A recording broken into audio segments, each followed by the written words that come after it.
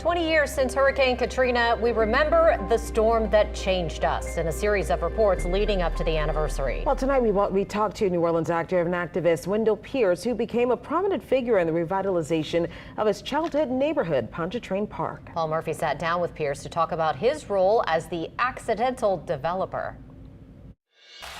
I ain't going to sleep. I'm going to get on top of this grass. New Orleans native and award-winning actor Wendell Pierce was in town for a family vacation when he learned Hurricane Katrina was heading straight for the Crescent City. Pierce managed to get his parents out of the city before the storm hit. One of the most frightening things was hearing, this is the emergency broadcast system. This is not a test. This is not a test. The levees have broken in New Orleans. Pierce described the heartbreaking scene that greeted him when he finally surveyed the damage 2 months later. Everything was gray. Everything was destroyed. I remember driving through debris up onto the sidewalks. He said driving up to what was his family home in Pontchartrain Park was devastating.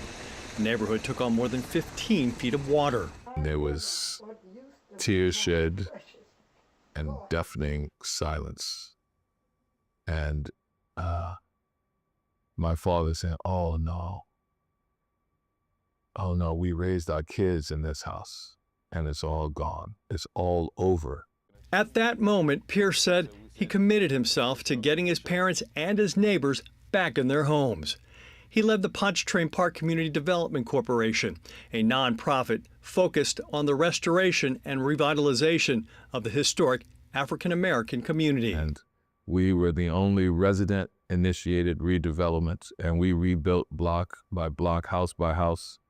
And now today, we are on the National Register of Historic Places. According to Pierce, insurance companies discouraged poor and black families from returning to New Orleans after Katrina by refusing to honor homeowner policies. My parents paid Allstate for 50 years, and they considered Katrina a 10-day event and gave my parents $40 a day. So it was $400 after 50 years of premiums. Despite the challenges, Pierce's nonprofit was able to rebuild 40 homes. As difficult as it was, being the accidental developer that I was, we really started the movement to restore our home.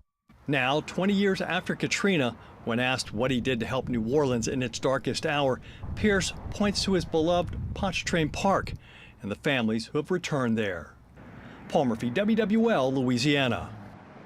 Pierce admits there are still vacant lots ready for development in Pontchartrain Park, but he says construction of new homes is now slowed by the high cost of building materials.